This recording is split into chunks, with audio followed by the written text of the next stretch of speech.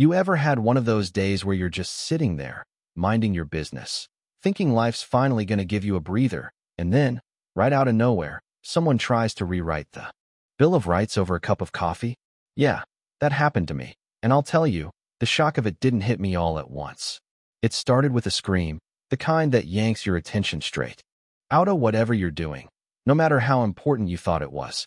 I still remember Jenny's voice, my daughter, cracking through the phone, the panic in her breathing, the shriek of some HOA president demanding that the police arrest her for visiting. You heard me. Visiting. Now, I've seen a lot in my years, 30 on the bench, stacks of constitutional law briefs that could insulate a cabin in Alaska, you name it. But nothing prepares you for hearing your kid, your own flesh and blood, calling you terrified because some woman decided her boyfriend's apartment was a no-romance zone. I could hear the police sirens through the phone, some lady's voice slicing through the noise, going on about chronic visiting violations like my daughter was running an illegal gambling den. My notes on intimate association and privacy rights suddenly felt like just paper. Useless when your daughter's asking, "Dad, am I not allowed to see my boyfriend?" Let me back up a sec. Jenny. She's tough. 22, LSAT prep books stacked higher than my patience for nonsense, and usually the calmest voice in the room.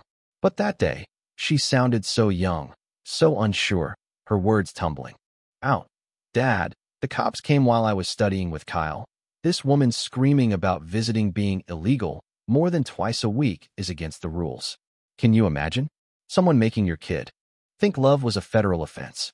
That's when the judge in me and the dad in me snapped to the same side. See, this wasn't just about Jenny and Kyle. Turns out, this Karen, yeah, her real name was Karen, of course, she was running surveillance like she was some kind of secret agent for heartbreak. Photos, logs, timestamps of every girl who dared stop by her boyfriend's place. Not just Jenny, but every young couple in the building. She had the nerve to make kids feel ashamed for falling in love, and, buddy, that's something I don't take lightly. You want to talk about rights?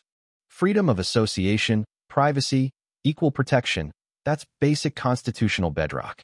But here I was, 3 hours from Jenny's college town, packing up my briefcase with legal research and a plan, because court was in recess, and nothing on my docket mattered more than fighting back. Keep seeing Kyle, I told her. Document everything. Don't let anyone shame you out of your rights. I called Becky, my old law clerk, on the drive. Give me the boundaries, I said. What can an HOA actually do, and where do they cross the line? Turns out, they can worry about trash and noise and the pool, but they can't ration affection, police relationships, or keep a tally of who's holding hands with whom. Not in America. Every precedent, every case, said the same thing. When I got to Jenny's town, I started hearing stories from other residents. Mrs. Peterson, Mr. Johnson, folks who just wanted their grandkids or daughters to be able to visit, have dinner, maybe stop by after choir. Practice, without someone jotting it down like a criminal offense. What started as concern from the HOA president had turned into a campaign of shame, guilt, and surveillance. People were watching their backs just to have a meal with someone they loved. And if you think I'm exaggerating, you should have seen the signs. Excessive visiting prohibited after 10 p.m., guest parking limited to 2 hours. Overnight guests require HOA approval. You'd think romance was contraband. But it wasn't just the signs. Cameras, visitor logs, photos of every woman who walked through the door. I watched couples splitting up when they saw Karen with her clipboard, folks parking blocks away so their plates wouldn't be photographed. I met Mrs. Clark, who told me with tears in her eyes that her son's girlfriend stopped coming over for family dinners because she was told it made her look low character.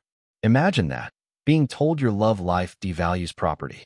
When I finally met Karen, she came at me with the swagger of a small-town sheriff, clipboard cocked, eyes locked, spitting policy like she was reading from the Bible. I'm the HOA president. I control all visiting in this community. She actually said that, straight-faced. I kept my cool. I had to see how far this went. Turns out, she thought she could police every relationship, track every dinner date, decide who was worthy of a visit. And she'd been doing it for months. I went through the actual HOA charter.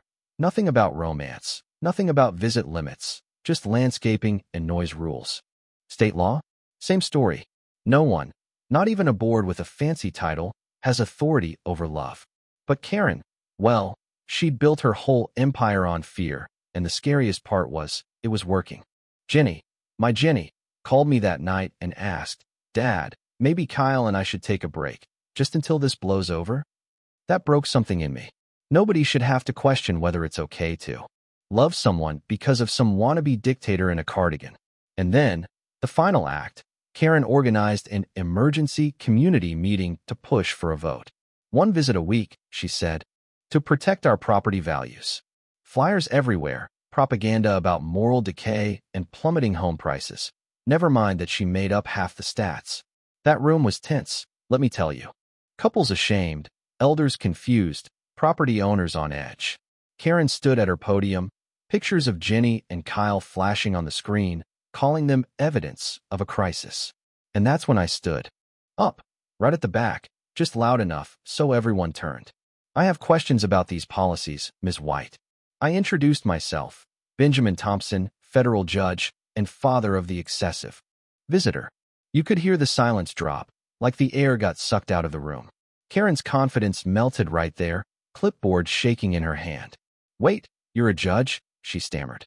"You've been harassing your neighbors and violating federal law," I said, as calm as I could. I laid it out for everyone. No HOA, no board, no community vote can take away constitutional rights. You can set pool hours, sure, but you can't decide who's welcome at the dinner table or how many times a week someone sees their boyfriend. The Bill of Rights isn't up for a popularity contest. Surveillance of relationships, intimidation, selective enforcement. Those are all violations of the First, Fourth, and 14th Amendments. And if you keep it up, you'll see the inside of a federal courtroom. That night, the board had no choice but to act. They stripped Karen of her made-up authority, voided every policy she'd invented, and promised, on the spot, that visiting rights would never again be up for debate. You could see the relief ripple across the crowd.